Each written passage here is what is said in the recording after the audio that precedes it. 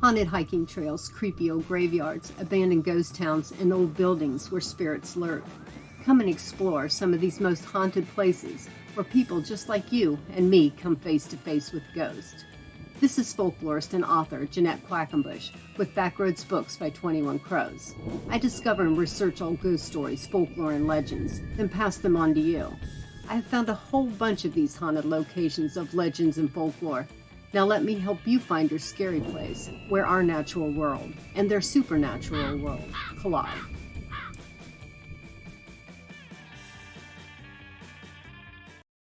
It always seems appropriate to feature some theme-based folklore-related post for each holiday.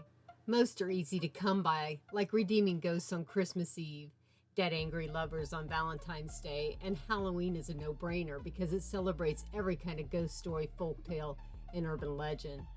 However, Easter has always eluded me, and over the years I've managed to sidestep it completely. This time it's different though, because I discovered a most frightening legend, but with a little twist. Full disclosure, the tale would not have much to do with the Easter holiday if it were not for the mythical mammal involved, mostly because it originated in October of 1970. To set the vibe for that time period, Richard Nixon was president. That same month, 27-year-old blues-inspired singer Janis Joplin, famous for her songs like Me and Bobby McGee, died from a drug overdose. The top song was Bridge Over Troubled Water by Simon and Garfunkel. In stark contrast, Pink Floyd released their first #1 album. It was the initial year of the commercial for the Tootsie Pop How Many Licks ad, and both PBS and actor Matt Damon were born in 1970. The Mary Tyler Moore Show, The Partridge Family, and Creature Features came out. Scooby-Doo and Groovy Ghoulies were popular for the family to watch, and horror films included Cry of the Banshee and An Evening of Edgar Allan Poe. The fashionable wore hippie clothing like tie-dye shirts, hot pants, midi skirts, frayed jeans, and bell-bottoms. The activity ceased on Project Blue Book, the U.S. government study on UFOs since 1952. The Manson family cult and their leader were caught and jailed just a year before. And a legend began, that of the Bunny Man who terrorized residents of Fairfax County, Virginia, which probably scarred for life more than a few children whose mommies and daddies plopped them on the Easter Bunny's lap for a family memento picture. Oh, yes, the Bunny Man. And some tell his story like this. There was once an asylum for the criminally insane close to Clifton, Virginia. Those who lived in the town worried about their safety and their families, should any of those inmates escape. They petitioned the government to have it closed, and those who had resided there moved away. The requests were granted. But they should have been careful about what they wished for, because this decision would haunt them for years. You see, all was fine at first. The government relocated the asylum inmates by bus. Yet, the bus wrecked on one transfer, and the inmates escaped into the nearby woods. Eventually, police captured all but two men, Marcus Walster and Douglas Griffin. As the hunt for the men continued, the police began noticing fresh skins of rabbits hanging from tree limbs. When they returned the next day, the skins were gone. The chase became more desperate when the rotting corpse of Walster was discovered near Colchester Underpass in Clifton. His flesh had been peeled from his body and was hanging from a limb. His entrails had been gorged. Local police generally believed that Griffin was hiding in the woods, killing the rabbits for meat and using their skins as clothing.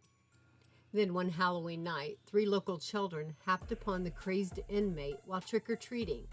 Seeing the man dressed in rabbit skins fashioned into a macabre costume that made him appear like a huge white bunny with ears, they taunted him.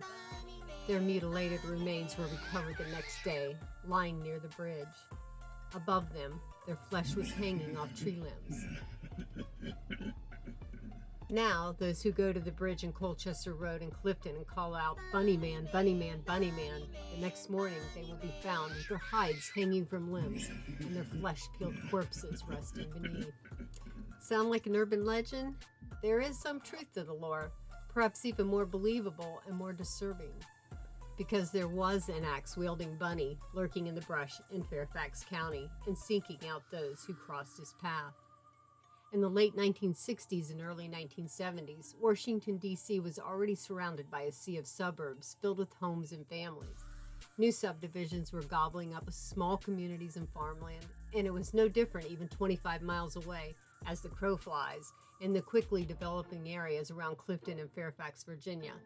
On the Sunday night of October 18th, and in Fairfax, an Air Force Academy cadet named Bob Bennett, who had returned to attend the Air Force Navy football game, was also visiting his uncle.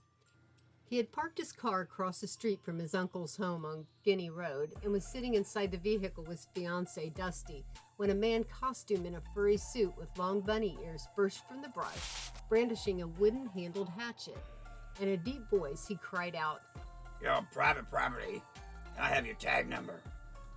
Then with a flip of his wrist, the rabbit hurled the hatchet at the car's windshield, hard enough to shatter the glass. The hatchet landed at Bob's feet. The rabbit then disappeared into the dark of night. Although the couple was uninjured, it was a startling moment, and one that warranted a call to the police, who quickly began to investigate. It would be less than 2 weeks later when security guard Paul Phillips, working for a private construction company building homes in the area, came upon a large fuzzy rabbit standing on the front porch of a brand new home and a block away from the last incident.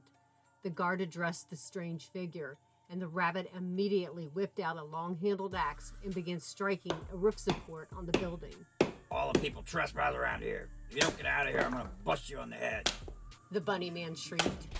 Phillips hurried to his vehicle to grab his handgun, but as he returned, the rabbit had vanished into the nearby woods. Over the next weeks, nearly 50 witnesses reported seeing the elusive rabbit in northeast or southeast Washington.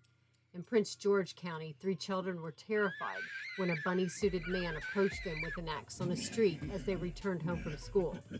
Police searched the area to no avail. Police were not able to confirm all reports and never found the bunny man. Later, Angie Prophet, who had visited the tunnel with her boyfriend when she was in her early teens in the 1970s, told of peering out the window of his car. She saw 2 little children at the tunnel entrance before they completely vanished.